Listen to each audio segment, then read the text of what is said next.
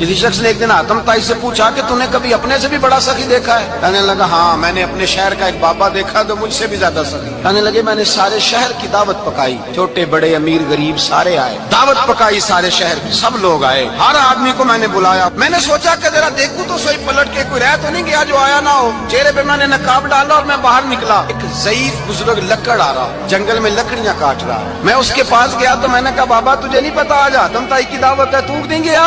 कहने लगा बेटा मुझे खबर आई थी, इत्तला मिली थी, पर मैं नहीं गया। तू क्यों नहीं गया?